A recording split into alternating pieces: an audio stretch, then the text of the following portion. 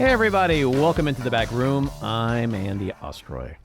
They write the bill. They post the bill. They agreed on a bill. Decided. And you know what? They got scared because President Musk told them, President Musk said, don't do it. Don't do it. Shut the government down. Well, that was Congresswoman Rosa DeLauro talking about the looming shutdown. We're going to talk about that in a second. We've got Frank Figliuzzi with us today. I'm very excited to talk with Frank. He's a first-timer in the back room, and this is episode number 300. 300 episodes of the back room. It's been fun. It's crazy. It's really grown nicely. Our guests are amazing. You guys are amazing. And now we're going to go into 2025, which is not going to be so amazing, which I think makes podcasts and shows like ours and others really important. You know, I think it's important to have this kind of in-depth platform to be able to talk about things that are important in this world. So, thanks for tuning in. We appreciate you listening. We'd love to hear your comments, so email us at backroomandy@gmail.com and or post on our social media, and we'll read some feedback next time. And if you like the podcast, please rate and review and follow or subscribe, and you'll be notified every time we post a new episode. All right, let's get to what the Congresswoman was referring to, and that is President-elect Musk. Doesn't it really feel like that's who's running the show right now? Yes, it does. Wait, people didn't vote for him? I mean, I give him props. He's like, fuck it, I'm taking over, and, you know, he's doing his Musk thing. We all know that money talks. Yeah, but the shocking thing is that so far, and I don't think this is going to last very long, but so far there doesn't seem to be any public concern out of Trump. Yeah, I think that in most cases, people fall out of favor with Trump quickly. I think Elon Musk has the get out of jail free card on that one, and that is $400 billion in wealth. What you are doing is what I vowed not to do, and that is to look at things and analyze things logically. That implies that Trump has the ability to go, all right, id, I am not going to respond to you because... And we know that Trump doesn't do that. He just lashes out. Doesn't think about anything. I think in all of the circumstances, I 100% agree. I think this is a special circumstance because there's another part of Trump, which is the desire to have billions of dollars that is satisfied by Musk. Because we know that he could do that will do that. But what we do know is that, and I'm going to slap myself for even saying part of this, but like Musk is younger. Mm-hmm. I'm going to say he's better looking than Trump. I don't think Trump thinks so. I don't know about that, Andy. If I had to pick one of those two, I'm going to say Musk is better looking. It's not even a question that he's wealthier. And if you throw on top of that the icing on the cake of everybody is now talking about him being the president. You know, he's the boss. Trump is the vice president. Like, that mixture right there doesn't seem like it could last very long, knowing Trump's pathology. Yeah, that's a good point. Yeah, and clearly the media and the Democrats know how to push this button, and they're constantly... And it's a big button. It's a big button. Normal circumstances, I think he would already have been thrown under the bus. Well... We have to step back and realize it's only 6 weeks from the election. It's a month away from when he actually takes office. We played a clip from Congresswoman DeLauro.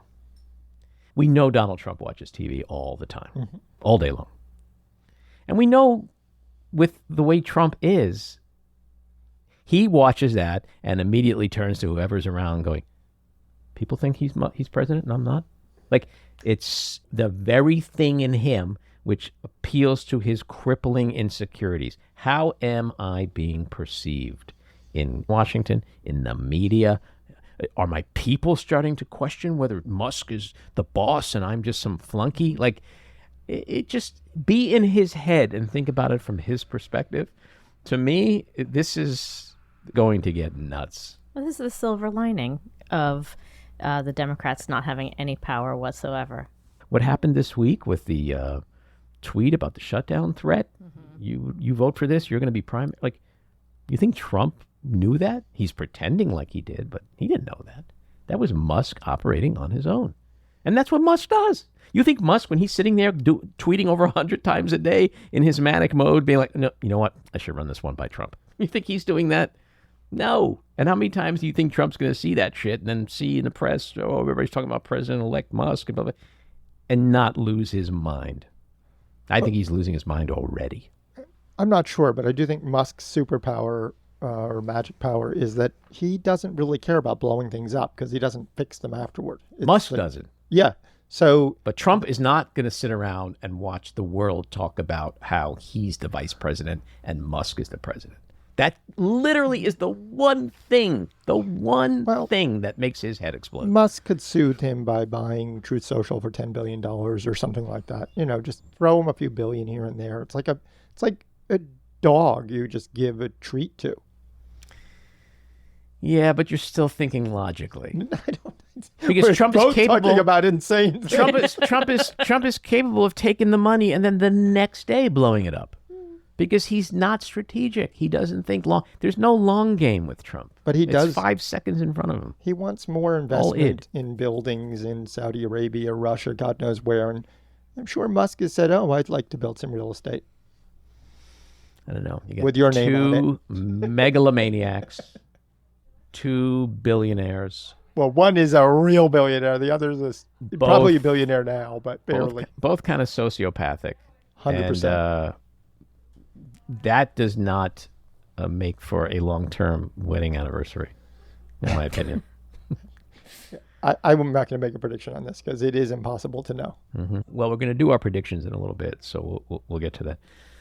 So we have this shutdown looming tonight, and this is really the first example of the chaos, the Trump-Musk chaos. And I'm going to continue to hang my hopes on the gang that can't shoot straight. That's what's going to save us, is that it's just what we're looking at this week, today, is what we're going to be seeing until there's another administration. And why do I partially say that? Because he was president once before. We saw the chaos that we had before. You know, whether it was on financial situations or health situations, let's inject the bleach. Can we do the light into the body? Like, there's going to be nothing but chaos from these people. And we're like, shouldn't this be the honeymoon period?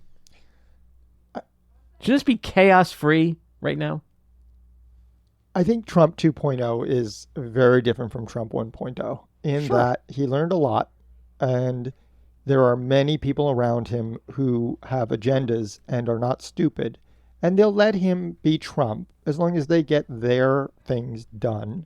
And that, I think, is where we're going to see the real destruction to democracy. He, I agree with you, is too all over the place to really accomplish anything, but there's enough people close to him that I think will do. I mean, even J.D. Vance, as awful as he is like 1,000 times smarter than Pence. Yeah. And don't get me wrong. I'm not saying he and they are not going to get anything done. Right. There's going to be a lot of shit they do. But I just think the really big stuff, which requires, I heard something the other day, which I didn't understand, but now I do. When you talk about mass deportations, do you know how much money it is estimated to cost to pull off his plan? Yes. It's that alone makes that threat completely idle. This one I'm going to push back on because you're talking about spending money as if he cares. It's A, not his money. B, he already wants to get rid of the debt ceiling so he can run up the debt infinitely. And so if you tell him it's going to cost $800 billion to mass deport, 10,000 people, of course you could do more than that, he'll be like, whatever, who cares, not my money. He might, but as we're seeing this week, there's 38 Republicans in the House who are saying, we're not doing that debt ceiling bullshit. Yes, but and that's another positive sign to me. We've seen with the Senate, we're seeing with the House, both of whom have very slim majorities, that it's not going to be a cakewalk for Trump to just do whatever the fuck he wants. Well, We're seeing it already. the other half of this equation, which is catastrophic, is that where they're going to be only too happy to cut money from is where the biggest parts of the budget that aren't the defense, and that is Social Security and Medicare. I would agree in theory that's where the money would need to come from, but there is no way. They're all talking about it. They've been talking about it for decades and decades and decades. You go on the street, go to a MAGA rally. No, wait, I know. Hear me out. Go to a Trump rally. Pick out the person who has the most Trump clothing on and say, how do you feel about cuts to Medicare and Social Security? And watch the reaction. And that's why that's never going to get Yes, done. but if you could convince them anything they voted for was real.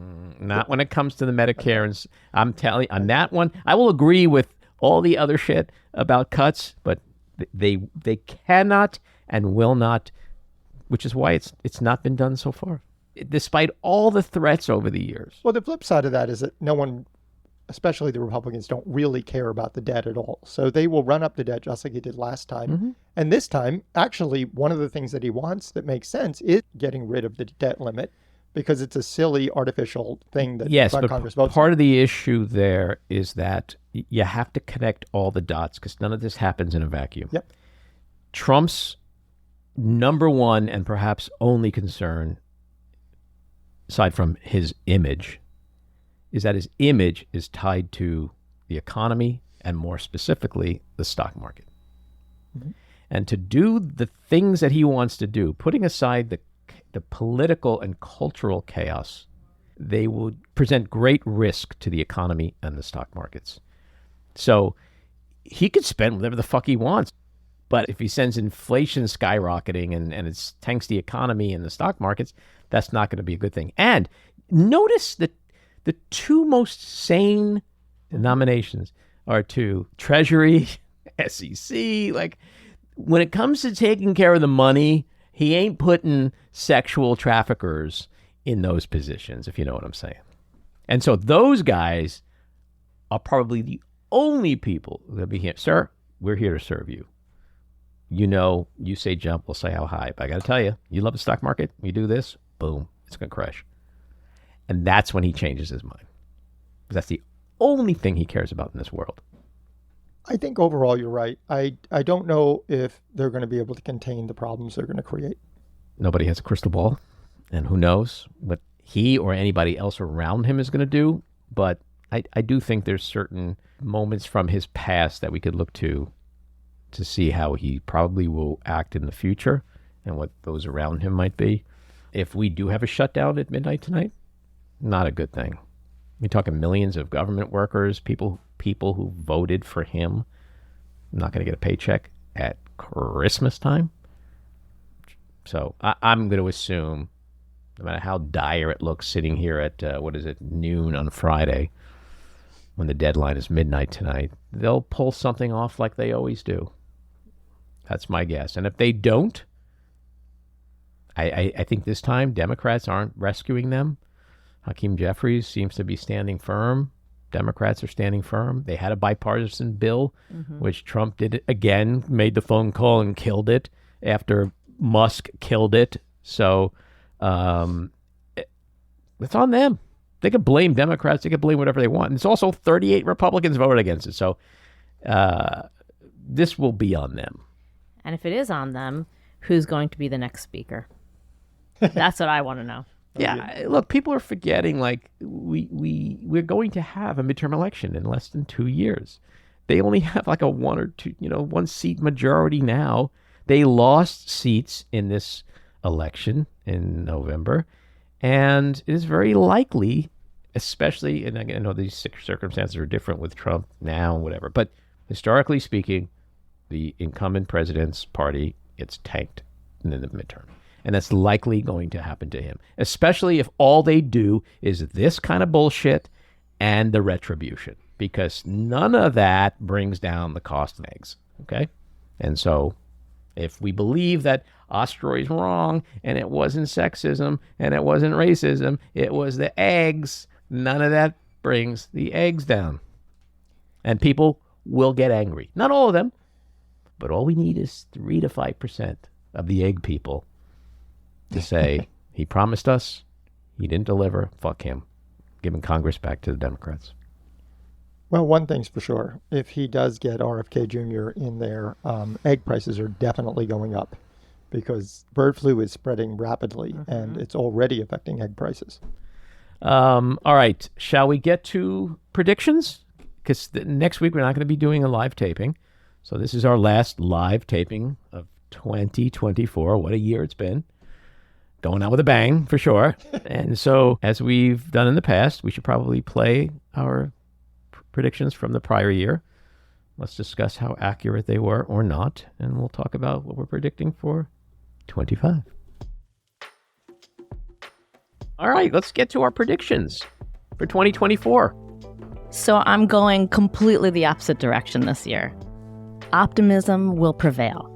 The Hamas attack on Israel on October 7th, 2023 will lead to renewed peace talks and the initiation of a plan for a two-state solution. That's one. Two, Trump will be the Republican nominee and lose the 2024 election. I think the US, EU, and UK are going to give the $300 billion they've seized of Russian assets to Ukraine. Hakeem Jeffries will become Speaker of the House in January of 2025. Apple will reveal that they are not asleep at the wheel and significantly improve Siri so it's actually functional with a little bit of infusion of AI. And Alphabet Google will take a major hit from the Justice Department's antitrust case. And lastly, with the conviction of Sam Bankman-Fried, I think and I hope that effective altruism is dead. Donald Trump soon picks Elise Stefanik as his running mate. Donald Trump will be convicted in all trials. Donald Trump will not be on the ballot in November. Don Jr. and Kimberly Guilfoyle will split. What? Don Jr. will enter rehab after daddy's convictions. Elon Musk and or Kanye West will study Kabbalah and convert to Judaism. 30-year fixed mortgage rate will sink to 4.5%. Taylor Swift and Travis Kelce will be married, divorced, and her post-breakup song about him will be the biggest single of the year. All right, so I'm going to just say that clearly a couple of mine were just jokes. The thing about Musk and Kanye and Kabbalah, that's a joke. Taylor Swift, that was a joke. Clearly wrong on Elise Stefanik. The convictions thing, I'm going to give myself some props for that one. But, And most importantly, and most importantly, Junior and Guilfoyle, done. He's with some young hottie, and she's off to Greece. They shipped her off to be ambassador to Greece, which was really comical. And I'm going to say, I think that was an incredible prediction I made. That was solid, and you did make it in just barely. All right, so I think to give us... As you always say, nobody has a crystal ball. That's right. And to our credit, most people are always wrong with their predictions. That makes them fun. So let's get to 2025. Jen? I'm going to go back into the pessimism loop. Americans get what they deserve. 2025 will be a year filled with painful campaign promises coming to fruition. Donald Trump will get his cabinet nominations through by a large majority. Deregulation at the FDA and EPA will lead to increased illness and deaths due to chemical contamination in food and potable water. The Constitution will be amended to the glee of the originalist Supreme Court regarding the 14th Amendment and citizenship. Okay. My one tech prediction is that currently we're looking at what's called generalized intelligence in the AI we're using. 2025 will be the year of superintelligence. Superintelligence will be the phrase used in 2025 to describe the next generation of AI, which will be coming out in 2025. Right. Lara Trump will be the next senator from Florida. That's a good one. U.S. student protesters are going to be charged federally for exercising their First Amendment rights. HHS is going to cut hundreds of millions of dollars in important grants to research universities and instead give that taxpayer money to evangelical scam studies. Israeli settlers will move into Gaza and Syrian Golan Heights with the full support of the Trump administration. And I'm hoping on this one that Europe will unite to help Ukraine after Trump cuts off U.S. aid. All right. I am going to predict that the Trump-Musk bromance will be over by June. Okay.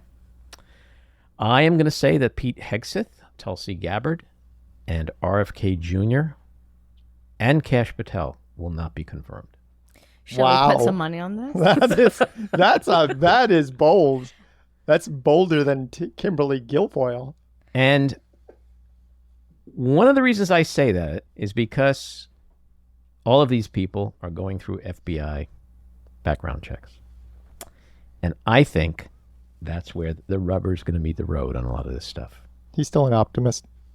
Optimistic Gotta be an Andy. It's optimist. hard to squash him. There will be no mass deportations. It is going to be limited to deportations of criminals, which have been going on with every administration. The New York Knicks will win the NBA championship. And with the addition of Juan Soto, the New York Mets will win the World Series Okay. for the first time since 1986. Going to be very exciting. All right, let's get to our winners and losers.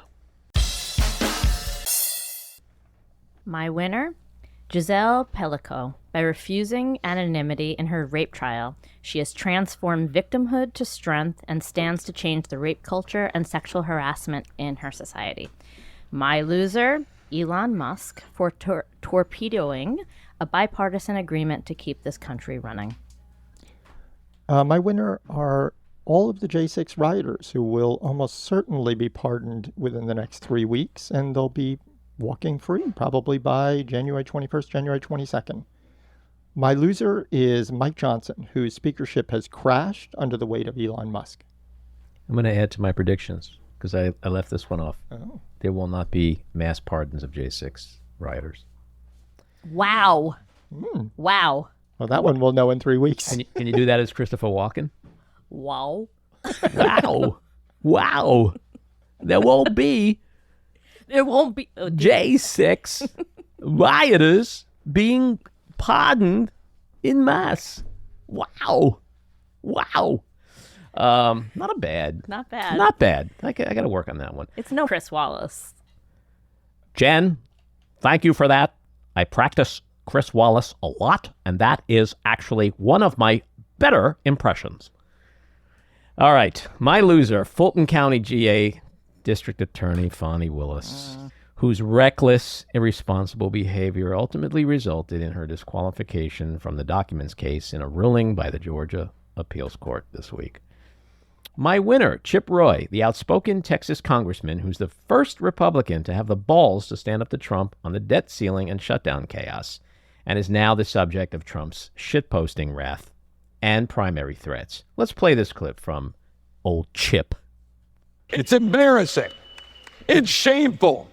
Yes, I think this bill is better than it was yesterday on certain respects, but to take this bill yesterday and congratulate yourself because it's shorter in pages, but increases the debt by $5 trillion is asinine. And that's precisely what Republicans are doing. I'm absolutely sickened by a party that campaigns on fiscal responsibility and has the temerity to go forward to the American people and say, you think this is fiscally responsible. It is absolutely ridiculous. Good for him. And that segues into this week's rant. So, at midnight tonight, the U.S. government may partially shut down, interrupting everything from air travel to law enforcement in the days leading up to the Christmas, Hanukkah, and New Year's holidays, while cutting off paychecks for over 2 million federal workers. But here's the rub. This catastrophic situation would not have been prompted or ordered by Biden, Trump, or the Republican-controlled Congress, but rather by President Musk in his first big, bold move from the southern White House, Mar-a-Lago, where in his friendly takeover of the U.S. government, he seemingly has been entrenched since the election. It could be assumed that so far in his post-election mania, Trump is amused by the attention and much coveted loyalty lavished upon him by the world's richest human. But consider that this week, Musk appeared to act unilaterally when he tweeted to the GOP Congress that they kill the bipartisan funding bill or else, And, quote, any member of the House or Senate who votes for this outrageous spending bill deserves to be voted out in 2 years. Well, the threat worked, even if, as most people believe, Musk acted on this without Trump's knowledge. Speaker Mike Johnson, who was hoping to put the bill to bed and head home for Christmas like a bad Lifetime television holiday rom-com, is now facing an existential threat to his leadership as a result. So I'm going to go a little Tony Danza here and ask, who's the boss? Because it appears to be Musk, given how he's been going rogue in flexing his newfound political muscle.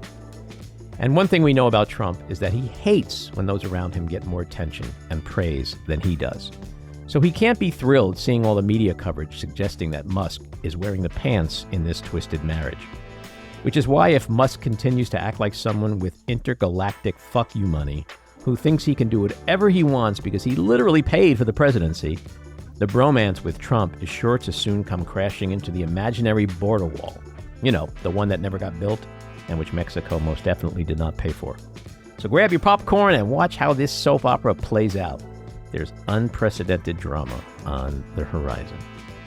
All right, let's get to Frank Figliuzzi. He's a national security contributor and regular columnist for NBC News and MSNBC. He was the assistant director for counterintelligence at the FBI, where he served for 25 years as a special agent and directed all espionage investigations across the government. He held senior FBI leadership positions in major American cities and was appointed the FBI's chief inspector by then-director Robert Mueller to oversee sensitive internal inquiries, shooting reviews, and performance audits. Following his FBI career, Frank became a corporate security executive for a Fortune 10 company and led global investigations, insider threat, workplace violence prevention, and special event security for 200,000 employees in 180 countries. He's the author of The FBI Way, Inside the Bureau's Code of Excellence, and his latest book, Long Haul, Hunting the Highway Serial Killers. Frank, welcome into the back room. Thanks, Andy. First time for us to do this. I'm glad we could carve it out of our schedule or carve it into our schedule. Yeah, I'm a big fan, so it's nice to have you on. Congratulations on your new book, which came out earlier this year, Long Haul, Hunting the Highway Serial Killers. Tell us about the book and how you got to this particular subject. Well, real quick, it's really my first foray into true crime. You know, I spent 25 years in the FBI living the true crime thing and wasn't somebody who came home and flipped on crime dramas. But this one got to me because often people assume, hey, you wrote this book because it's something you worked on in the FBI, right? And the answer is no. I had a conversation with someone post my retirement who said she worked at the Bureau. I said, what do you do there? And she said, I'm in charge of the Highway Serial Killings Initiative. And I said, okay, hold on.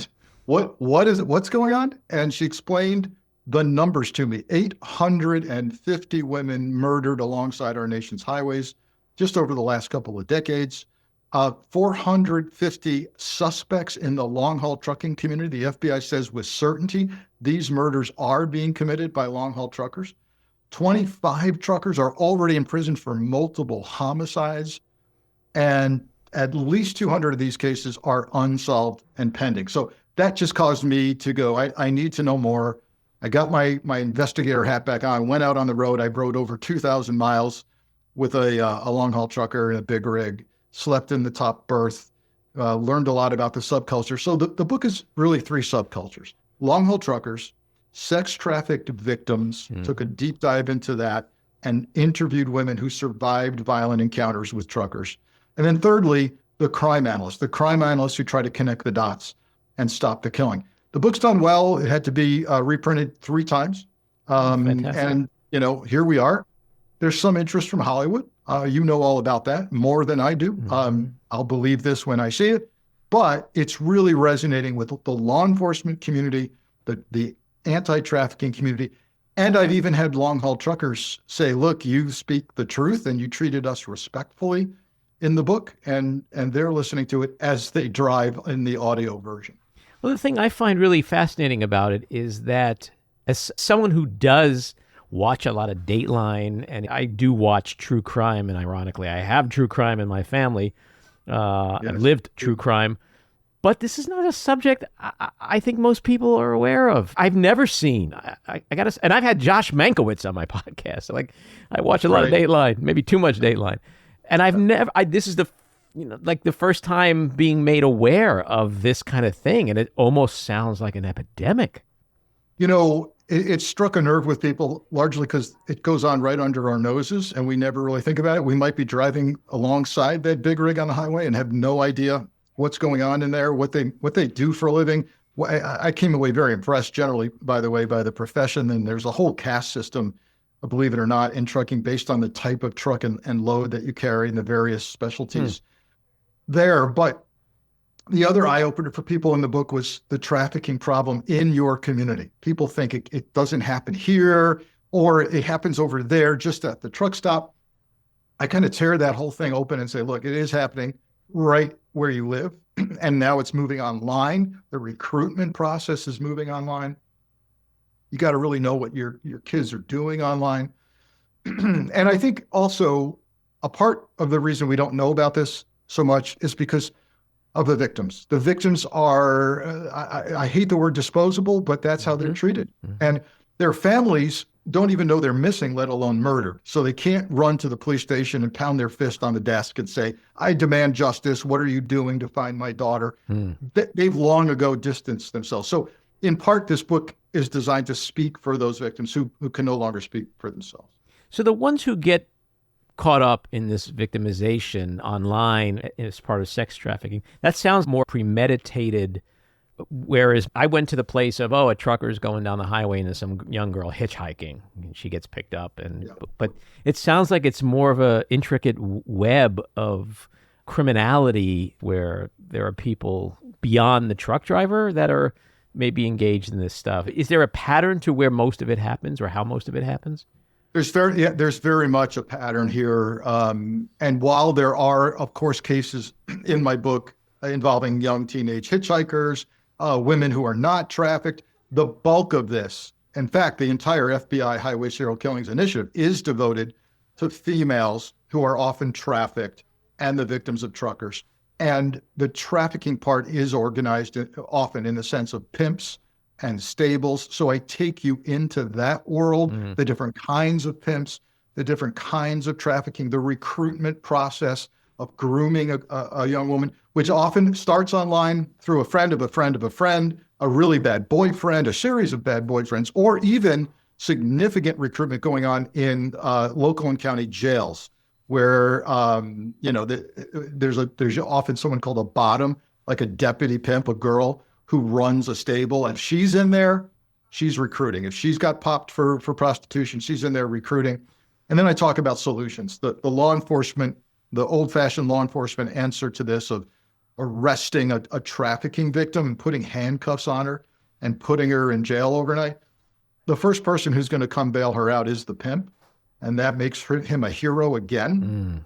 And she's right back on the street. So I talk about new solutions to this and partnerships. So I even visited a resource center that was residential for young women who have children, and they're trying to get out of the trap of trafficking. So it's a book about subcultures and solutions. And is there a reason why so many cases go unresolved? Yeah, it is a nightmare for law enforcement. Imagine this mobile 18-wheel crime scene. If they pick up their victim in one jurisdiction, they rape and or kill her in a second jurisdiction, and they dump the remains in a third. So here comes some rural county sheriff's deputy.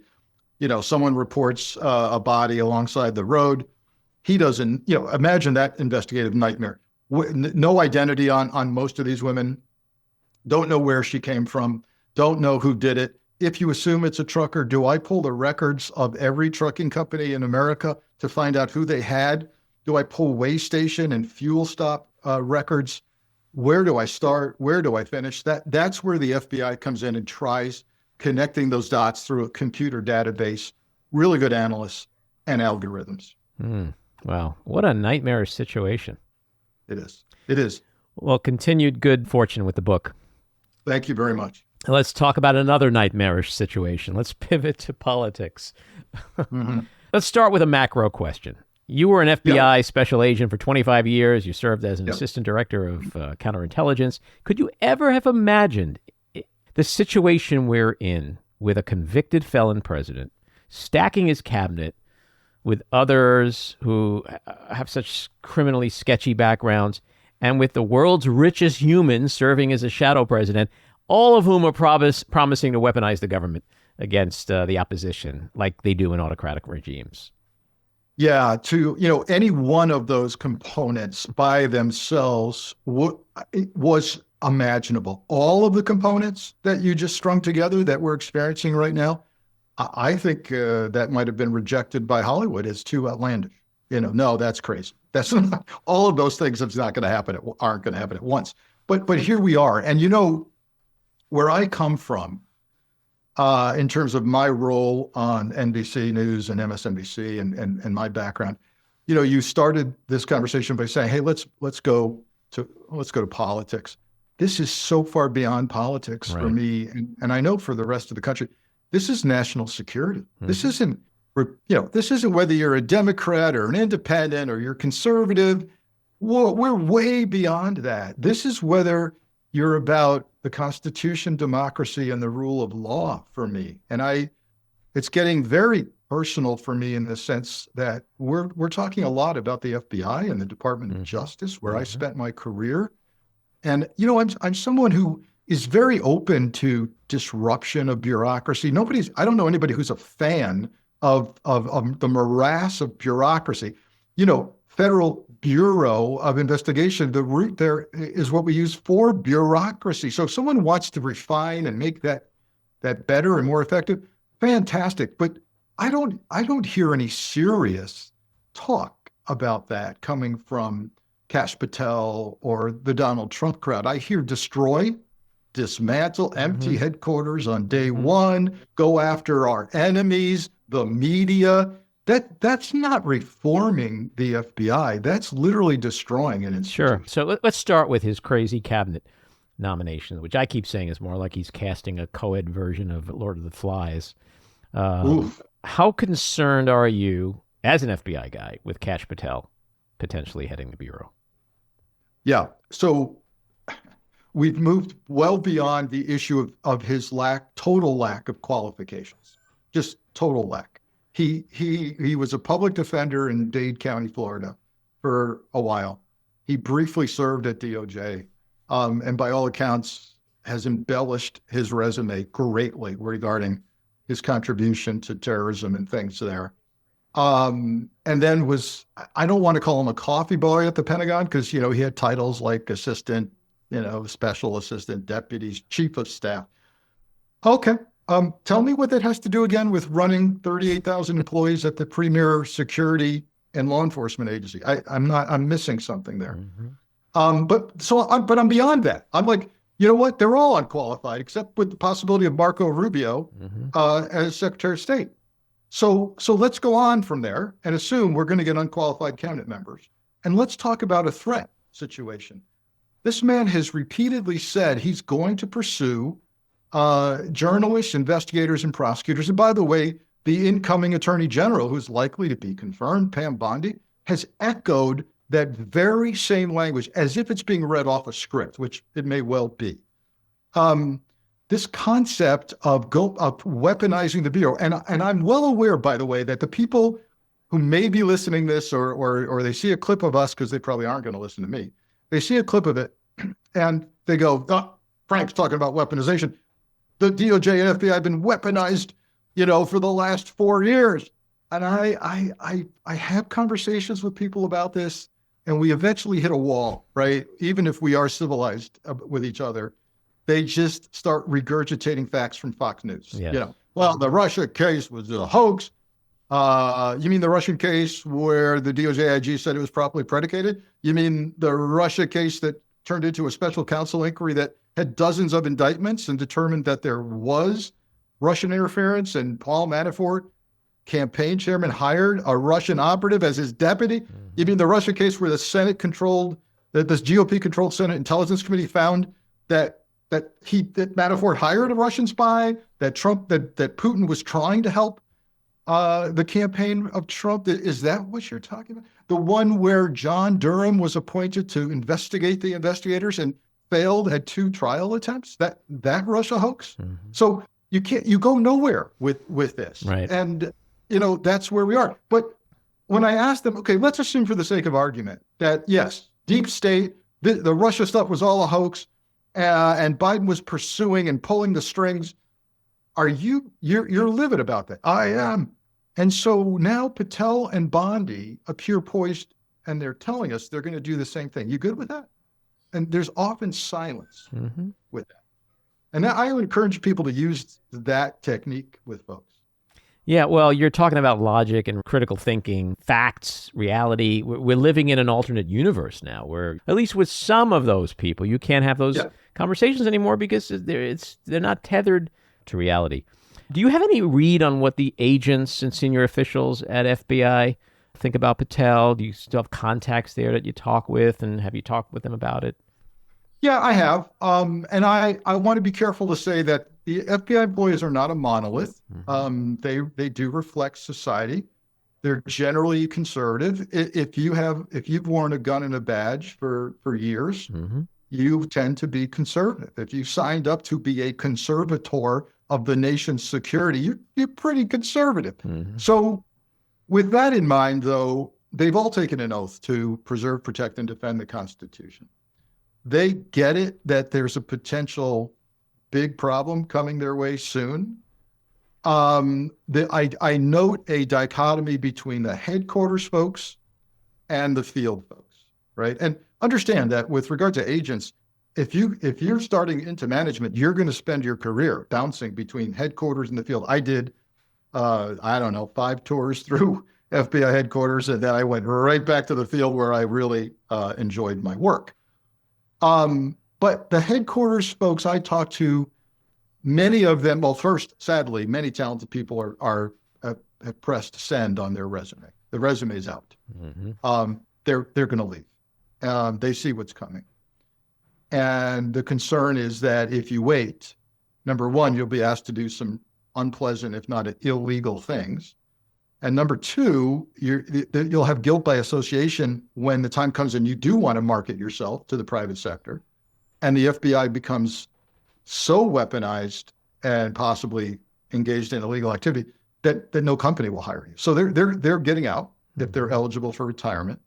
But the ones that aren't, who have to get their pension, who have to feed the family, they're worried. They're really worried about not about, a change, but rather shifting the Bureau into a highly weaponized situation. And then the field. Let's talk about the field. The attitude right now is, look, if we can stay insulated, keep our head down, in Mobile, Alabama, or Cleveland, Ohio, and do our job, we'll be okay. But the minute that headquarters reaches in and says, close that case, or worse, don't even open that case on that Republican corrupt mayor or that Republican congressman or governor. Don't open a counterintelligence case on a Russian because they're our friends now. Then you're going to see a loud hue and cry about interference with the Bureau and its cases. The concern would be a perfect storm developing, which is, every U.S. attorney, which is the chief prosecutor in your district where you live, they're going to be, they're all going to turn over. It's traditional that U.S. attorneys are asked to resign. In this incoming administration, they're going to be replaced with people who are trusted Trump loyalists. You're going to see some real disasters appointed as U.S. attorneys. And how does that affect the FBI? Well, they're joined at the hip in the field, right? Every case, the FBI opens gets run by the U.S. Attorney's Office. And, we investigate, they prosecute, it's a team. If you've got a U.S. attorney who says, I'm not opening that Russia case, or that Republican mayor is a nice guy, we're not looking at him. Big problem. And there's rumor, God, I hope it's only rumor, that similarly, the Trump administration may be looking at the field leadership in the FBI and saying, you're not running an FBI office as a special agent in charge, which I did in my career, unless you're loyal to us. Or they layer over a Trump loyalist, and there's some other guy sitting in the front office of the FBI office who's like looking at your inbox. What's going on, right? that's a concern.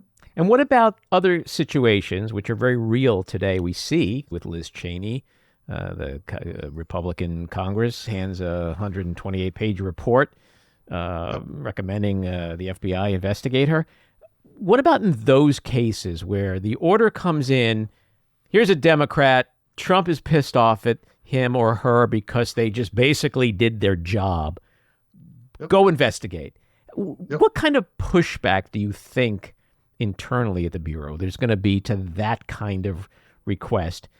And even taking it a step further, I guess anybody could be investigated, but the ultimate concern that people have is Trump's out there saying people like Cheney and others in the J6 committee, they should be locked up. Well, that requires not just an investigation, obviously. It requires an indictment and prosecution and then conviction, right? So playing this out with what we're hearing and seeing from him and from people like Kash Patel, how much of that is bluster? How much of that is real? And to my original question, would there be pushback by people who are like, no, I'm not in, we can't investigate someone just because they're in Congress and did something, or a pollster or whatever? This is an important question because a couple of things can be true at the same time. One is that Kash Patel can open a case, a threat assessment, a preliminary inquiry, without specific and articulable facts that are required for a full investigation. Mm-hmm. And in the course of that PI, preliminary inquiry, people say, well, you need predication, Frank. There's nothing really well predicated here. Well, your predication is different than my predication. There's wiggle room. There's grayness on opening a case. Opening a case as a preliminary inquiry is reasonable suspicion. What's reasonable suspicion? And is it the Senate report that just came out, the so-called second January 6th report, that says that Liz Cheney, may have committed crimes, witness tampering, destruction of evidence, people lied under oath, Cassidy Hutchinson lied. Well, guess what? There's your predication to open a case, a preliminary inquiry, at least. And people, when I say two things can be true at the same time, you may end up not getting prosecuted. Somebody at DOJ might say, time out, we can't go with this. Or a grand jury might say, yeah, nice try, but I don't see it here. So that may be true, but also true is that your life can be absolutely turned upside down. Mm-hmm. You can go bankrupt in trying to pay legal fees for yourself, and you're under investigation and surveillance, and people are looking at your taxes and your phone records and turning your life upside down. Yes, and I think we're going to see some of that happening. The folks who say, look, there are guardrails, Frank. After J. Edgar Hoover, who terribly abused power, 40 years as FBI director, illegally wiretapped Martin Luther King, Black Panthers, planted bugs. They called it black bag jobs. They break into homes, plant microphones, all of it without court authorization. The Church Committee was held in Congress and put in Attorney General guidelines for all of us. Hey, you're supposed to go to court for wiretap, blah, blah, blah, PIs, fulls. People go, oh, we got guardrails now, Frank. Well, okay, who is going to follow those guidelines? I'm sorry. And enforce them. Yeah, who's right? Who? DOJ? The Inspector General? Are we going to have an Inspector General? Who? Trump doesn't like inspectors general. He's going to do away with them or have them answer to the White House. Mm-hmm. So, I laugh at people who go, well, we've got guidelines. We've got guidelines now. They're guidelines. They're called guidelines because they're guidelines. Yeah. So I think, I don't want people to panic that they're going to go to prison. But on the other hand, you're going to pay legal fees and your life's going to be upside down. And I have friends who are on Patel's so-called blacklist that's in his book. Mm-hmm. Is that really what the ultimate strategy is? That there's not a lot of there when it comes to the meat and potatoes of a criminal investigation and beyond the investigative stage, but that it's more so to say to everybody else, in the future, if you don't want to be dealing with this kind of shit, then don't do what these people did, because that's what you're going to get. So it's kind of like an advance, letting people know, don't go there. Yeah, bingo. The objective is fear and misery and intimidation. If there were real criminal acts committed in a so-called deep state, rest assured, Bill Barr and or John Durham Mm-hmm. would have people in prison right now. Right. John Durham, is a bulldog. He failed. He found one low-level attorney at FBI headquarters who mischaracterized the source in Carter Page's affidavit for wiretap. That's it. So, yeah, the objective is intimidation and fear and making your life miserable and sending a signal to others. Don't let this happen to you. Former New York Court of Appeals Judge Saul Walkler famously said a prosecutor can get a jury to indict a ham sandwich. That may be true, I guess, but you mentioned a grand jury before. Like, we still are a democracy. We still have a judicial system where you are judged by a jury of your peers. It's hard to imagine a scenario where any of this stuff ever gets to a jury and juries are just like, okay. But the flip side to that, if we project this out to worst case authoritarian state-like scenarios, who's to say that people on the jury are like, my God, if they're going after Liz Cheney and they're going to throw her in jail, I'm just a bus driver from Queens sitting on a jury. I'm not going against this guy. So, I mean, what we're talking about, we've all been saying for a few years now that we're like on the precipice of this or the precipice of that. But this really feels like we're in some deep shit here as a country. Yeah, we are we're over the precipice, and where it's beginning to play out. And I think one of the first indications that was this so-called January 6th report, where essentially it's a criminal referral, isn't it? And someone's going to have to act on that. The FBI takes, when I was in the Bureau, a Senate report that had criminality accusations in it.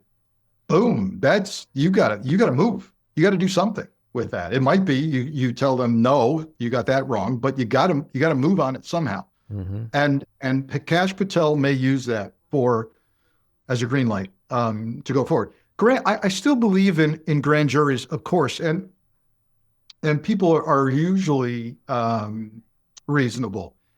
I remind people, a grand jury in South Florida, where Trump lives, and certainly a Republican state, they said, yeah, we're indicting Donald Trump on the Mar-a-Lago documents. Mm-hmm. I see that as a good thing. Mm-hmm. I see that as people listening to the evidence and going, yeah, he's got a whole bunch of classified documents. He's refused to comply with a subpoena, and we hear he's moving the boxes around mm-hmm. and hiding them, and his lawyer lied, and blah blah blah. And so I think grand juries take their duty very seriously, no matter what side of the aisle they're coming. Mm-hmm.